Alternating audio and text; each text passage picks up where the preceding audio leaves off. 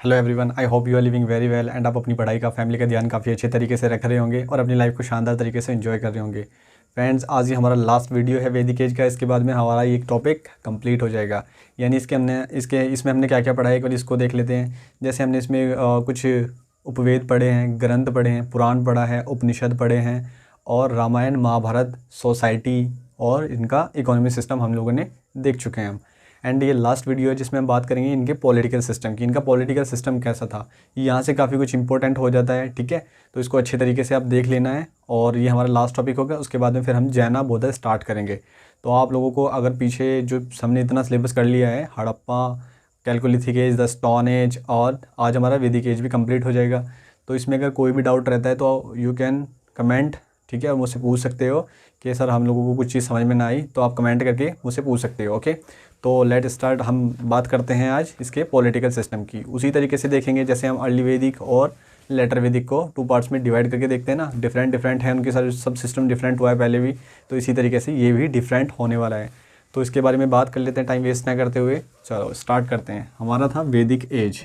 वैदिक एज, तो वैदिक एज का जो पीरियड माना जाता है वो कब माना जाता है? वैदिक एज का जो पीरियड था वो 1500 टू 600 BC, यानी कंप्लीट टाइम पीरियड कब है वैदिक एज का, यानी अर्ली भी और लेटर भी दोनों को मिला के। तो यानी हम बात कर लेते हैं एक एक की। फर्स्ट हमारा कौन सा होगा, अर्ली, या फिर इसको ऋग वैदिक एज लिखेंगे हम, जैसे पहले से पढ़ते हैं ऋग वैदिक एज, या इसको हम पढ़ेंगे लेटर वैदिक एज, लेटर वैदिक एज। ओके, इनका टाइम पीरियड अगर हम देखें तो 1500 टू 1000 BC तक रहा है। ओके, और अगर इनकी बात करें तो इनका पॉलिटिकल, इनका जो ये टाइम पीरियड है वो 1000 टू 600 BC तक रहा है। ओके, 600 BC तक रहा है। अब नेक्स्ट बात कर लेते हैं दोनों की कि इनका जो पॉलिटिकल सिस्टम था वो किस तरीके से था। तो बेसिकली मैं आप लोगों को कुछ चीज़ क्लियर कर देता हूँ पहले ही। यहाँ पर जो राजा महाराजा हुआ करते थे, ठीक है, राजा वगैरह हुआ करता था यहाँ पे, यानी उसको ही चीफ भी बोलते थे, मुखिया भी बोलते थे। यानी इनकी कोई ट्राइब होती थी, ये जैसे पूरी एक ट्राइब है, ठीक है, तो इसके ऊपर एक कौन बना देता था, इसका एक रेस्पॉन्सिबल पर्सन बना देता था, जिसको क्या कहते थे, राजा या फिर किंग। ठीक है, वो क्या करता था, वो इस पूरी ट्राइब की, इस पूरे ट्राइब मतलब इस जो इनकी ये कबीला था, इसके अंदर जितने भी लोग थे उन सब की क्या करता था, रक्षा किया करता था। कैसे?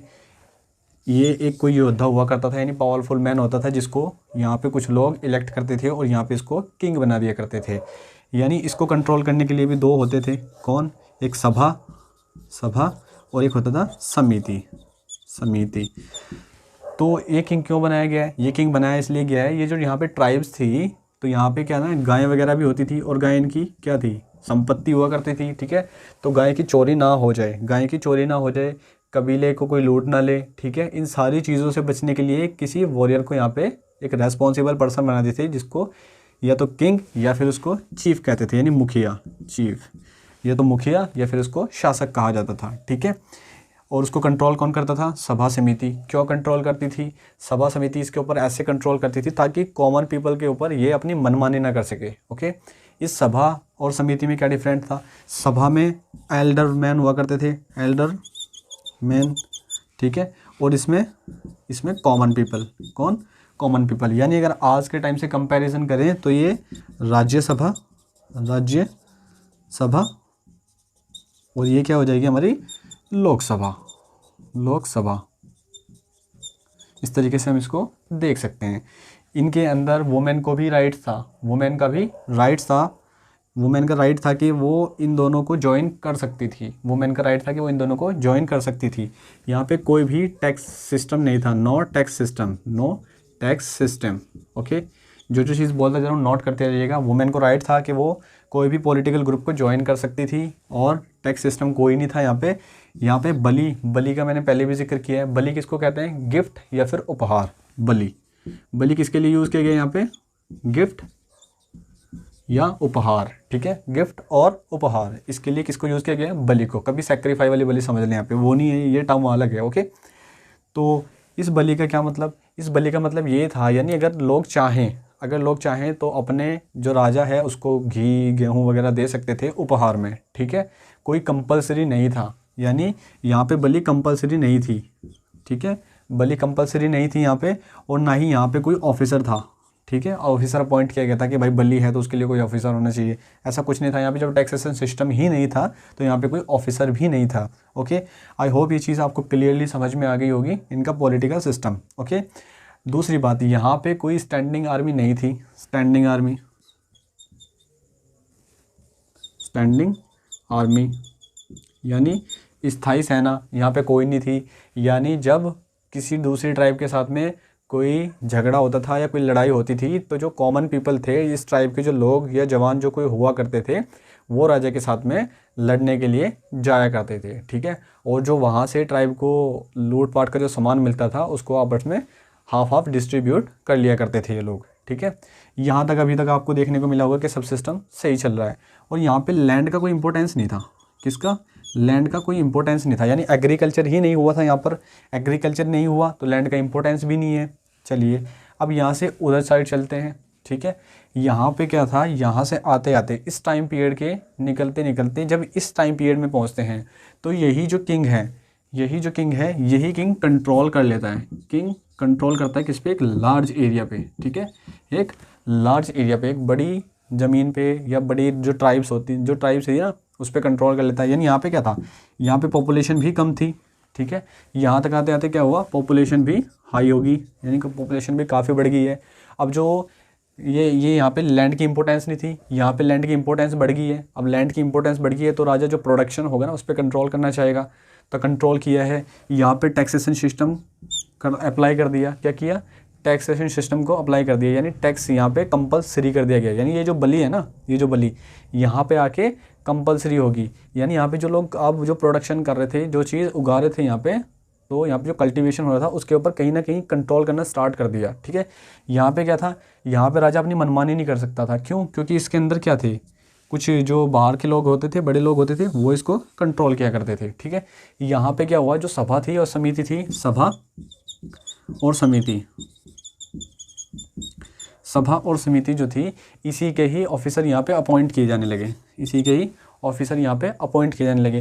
तो ऑब्वियसली बात है, अगर इसी के ऑफिसर होंगे तो इसी के बारे में बात करेंगे, वो क्यों इसके अगेंस्ट जाके बात करेंगे, ठीक है। तो यहाँ पे क्या हुआ, वुमेन का जो स्टेटस था, यानी पॉलिटिकल ज्वाइन कर सकती थी पहले, ये राइट था उनका, बट यहाँ पे उस राइट को ख़त्म कर दिया गया, ठीक है। हमने पहले भी देखा था, यहाँ पे एक बार देख लेते हैं। जो वुमेन का राइट था पॉलिटिकल सिस्टम में आने के लिए, वो यहाँ पर आके ख़त्म कर दिया गया। यानी अब राजा क्या कर रहा है, यहाँ पे जो किंग है वो कंट्रोल कर रहा है। और यहाँ पे डिसेंडेंट सिस्टम क्या हो गया, यहाँ पे जो डिसेंडेंट सिस्टम है ना, वो अब चलने लगा, उसकी यानी शुरुआत हो गई है। ये कुछ ट्राइब्स होती थी, यानी बहुत सारे कबीले होते थे, ठीक है। अब उन कबीलों में अलग अलग राजा निकल के आने लगा, ठीक है। इसी तरीके से अलग अलग किंग ट्राइब को कंट्रोल कर रहे हैं, ठीक है। तो यहाँ भी ऐसे ही हुआ, लैंड की इंपॉर्टेंस बढ़ गई थी यहाँ पे जो एक टैक्स इन्होंने लगाया बलि, इसको जो इसके लिए एक ऑफिसर अपॉइंट किया था, उस ऑफिसर को भागदूत या फिर भागदुख, ठीक है। भागदूत या फिर भागदुख, ये बोला जाता था उस ऑफिसर को। ये कौन था, भागदुख या भागदूत? ये था जो बलि या टैक्स को कलेक्ट किया करता था, ठीक है। एक तरीके से क्या हो गया, यहाँ पे कंट्रोल लगाना स्टार्ट कर दिया। मैंने पहले ही बता रखा है, यहाँ पे कोई करेंसी नहीं थी, यहाँ पे अभी भी बार्टर सिस्टम चलता था। क्या चलता था? बार्टर सिस्टम चलता था।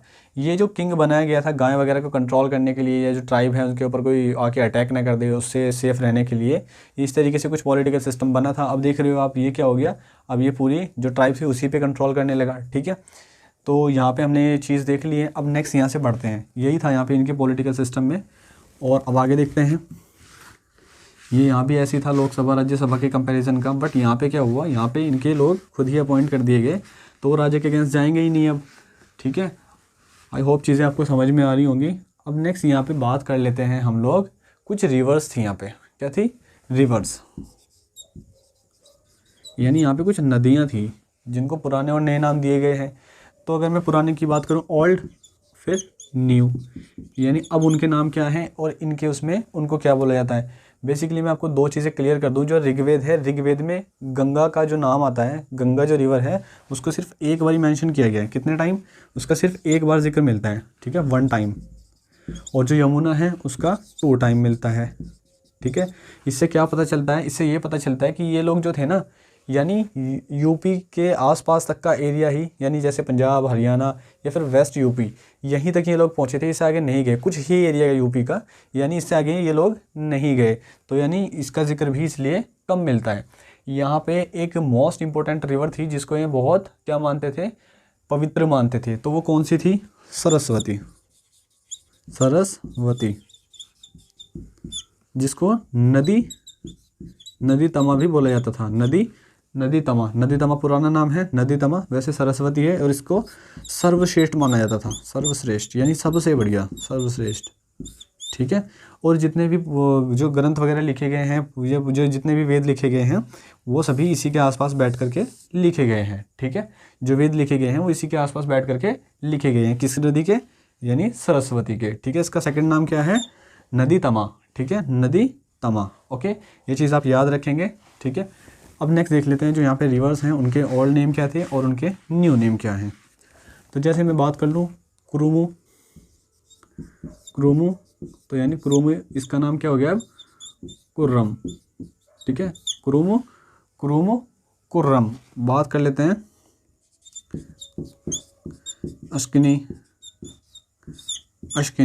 अस्किनी रिवर कौन सी है यहाँ पे? चेनाब।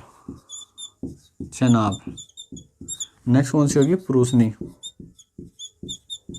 पुरुषनी यानी रावी। पुरुषनी कौन सी होगी? रावी। कुभा,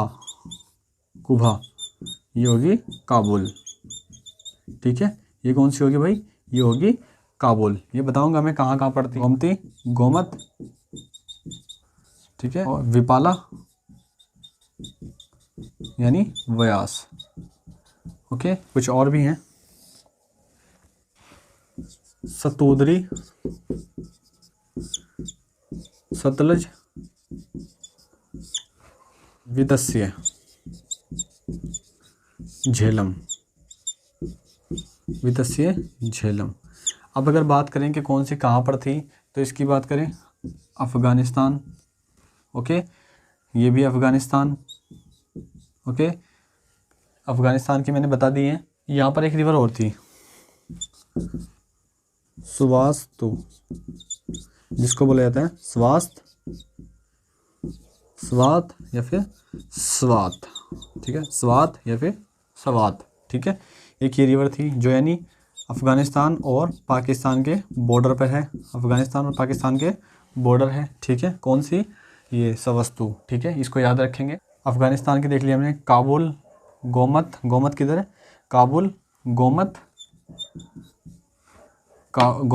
काबुल, खुर्रम। और ये जो थी ये इंडिया की थी, ठीक है, जो इंडिया में पड़ती हैं, प्रेजेंट पाकिस्तान, पंजाब वगैरह, ये जो एरिया है जो है वहाँ पर थी, ठीक है। इस तरीके से हम लोग याद रखेंगे, ठीक है, बहुत अच्छे तरीके से याद रखना है। इनमें से कोई भी कोड में पूछ सकता है। अब नेक्स्ट देख लेते हैं, यहाँ पे कुछ चीज़ें हैं। यहाँ पे एक ग्रंथ का नाम लिखेंगे हम,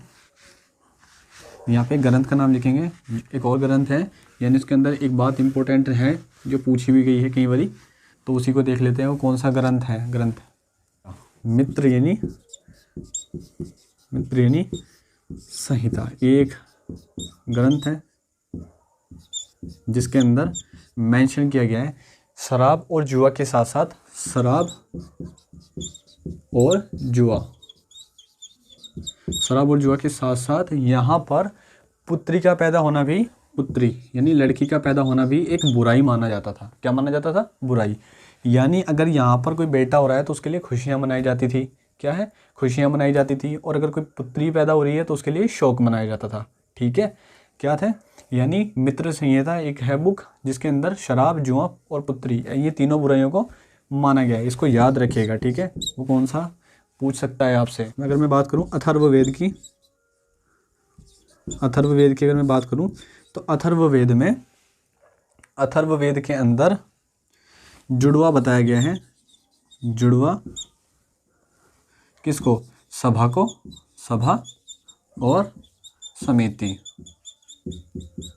जुड़वा पुत्री बताया गया है किसको? सभा और समिति को। किसके अंदर? अथर्ववेद के अंदर, ठीक है। ये चीज़ याद रखेंगे, यानी जुड़वा पुत्री बताया गया है सभा और समिति को। किसके अंदर? अथर्ववेद के अंदर, ठीक है। अगर आपसे ऐसा क्वेश्चन बनता है कि सभा और समिति को जुड़वा पुत्री कहा गया है, किस बुक के अंदर कहा गया है, तो आपको पता होना चाहिए अथर्ववेद के अंदर कहा गया है। अब यहाँ पे कुछ टर्म है जो इम्पोर्टेंट है काफ़ी, उनको देख लेते हैं।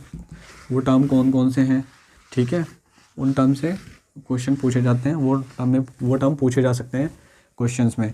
फॉर एग्जांपल अगर हम बात करें, फर्स्ट अगर हम ले लेते हैं एक गविस्टी यानी search of cow, search of cow यानी गाय की खोज, यानी एक युद्ध सूचक एक वर्ड है, एक टर्म है, ठीक है, जिसमें क्या है ना, काउ की खोज, ये ठीक है, इसका मीनिंग आपको पता होना चाहिए, यानी गाय की खोज। दूसरा है पणी, ठीक है, ये पनी टर्म किसके लिए यूज़ किया गया है, पनी टर्म या तो व्यापारी के लिए, ठीक है, किसके लिए, व्यापारी या फिर कोई अमीर आदमी जैसे रिच मैन के लिए, ठीक है, रिच मैन, ट्रेडर या फिर रिच मैन, बड़े आदमियों के लिए, ठीक है अधन्या, यानी जिसका मतलब है गाय को मारा नहीं जा सकता, ठीक है, गाय को मारा नहीं जाएगा, ठीक है, ये टर्म मेंशन कर दिया गया, यानी अगर कोई गाय को मारेगा तो उसको पनिशमेंट दिया जाएगा, ठीक है, उसको एक पनिशमेंट मिलेगा, ठीक है, अगर कोई गाय को मारता है। बेसिकली एक टर्म और है यहाँ पे सीता। सीता किसको बोला गया है, सीता आप लोगों ने देखा होगा जो प्लग से यानी हल से जो खेत जोताए जाते हैं, ठीक है, उसमें कुछ लाइन ऐसे बन जाती हैं, कुछ लाइनें ऐसे ऐसे, तो उसी को क्या गया है, कहा गया है इन लाइनों को, यानी प्लग लाइन को क्या क्या बोला गया, इनको बोला गया सीता, ठीक है, जिसको कुड भी बोलते हैं, ठीक है, कुड, ठीक है, कुड या फिर हल से जोता हुआ खेत, ठीक है, दोनों चीज़ याद रखेंगे हम लोग। तो ये चीज़ क्लियर होगी आपकी। नेक्स्ट यहाँ पे एक और चीज़ है, उसको देख लेते हैं। यहाँ पे इनका यानी कुछ सिस्टम था जो जिससे कुल वगैरह बनते थे, वो जिससे इनका जो सिस्टम बनता था पूरा, यानी कुल, परिवार, कबीला, गांव, विश्व, जन, और जन से बनता था राष्ट्र, ठीक है, यानी कुल होता था, कुल से मिलके परिवार बनता था, यानी इनके यूनिट हैं, परिवार बनता था, परिवार से फिर कबीला, कबीले से पूरा गांव, और गांव से विश्व से जन, जन से फिर बनता था पूरा एक राष्ट्र, यानी एक नेशन, ठीक है, ये चीज़ आप याद रखेंगे, ये कुछ यूनिट है इनकी, ठीक है, तो इस तरीके से याद रखेंगे।